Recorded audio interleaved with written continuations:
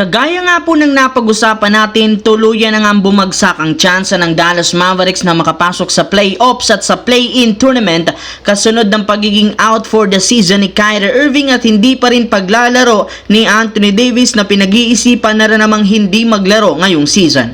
Hindi rin naman naging sapat ang produksyon ni Klay Thompson na ginagawa para mabuhat ang Dallas sa mga laro. At yan ay ikinadidismaya ngayon ng kanyang ama na si Michael Thompson. Ayon sa naging pahayag nito, naniniwala sana siya na malaki ang tsansa ng Dallas na makapasok sa finals noong nakasama ng kanyang anak sina Kyrie Irving at Luka Doncic. At kahit man na-trade ng Mavericks si Luka, nananatili pa rin ngang mataas ang kanilang tsansang magkampiyon dahil kay Anthony Davis. Ngunit ang nagpabagsak nga ng kanilang pag-asa ay ang sunod-sunod na injury ni na Anthony Davis, Daniel Gafford, Derek Lively at maging si Kyrie Irving. Kaya naniniwala siya na nasa kadiliman ngayon ang kanyang anak na si Klay Thompson kung saan wala nga itong magagawa kundi buhatin ng team. At kung sakali mang mapanghawakan nila ang mahigpit ang ika-10th seed, sobra silang underman, siguradong pag-uusapan ito ng liga. Ngunit sa ipinapakitang performance Dallas, mukha nga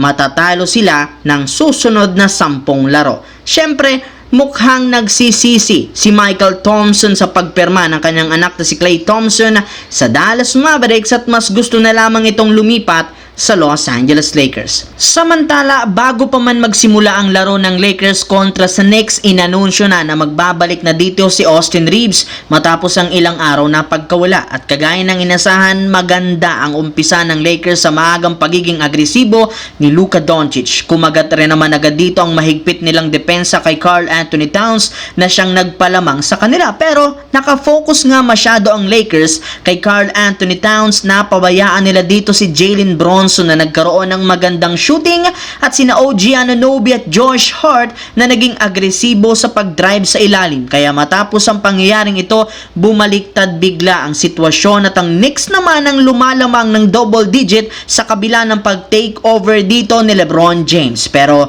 sinubukan rin naman ni Coach JJ Redick na gumawa ng ilang mga adjustments sa depensa upang magawa nilang makadikit sa laban, which is epektibo rin naman sa pagsimula syempre ng back and forth ang storya. Nagpapalitan talaga ng opensa hanggang sa makuha ng Lakers ang momentum at mag-take over na muli si LeBron James at Luka Doncic na sinabayan pa ng pag-step up lalo ni Gabe Vincent na siyang dahilan bakit nakapag-comeback sila kahit man umabot sa overtime. Samantala, simula nga po nang maipanalo ng Phoenix Suns ang kanilang last game laban sa Clippers, nagkaroon nga sila ng napakalaking oportunidad na makahabol sa play-in sa West.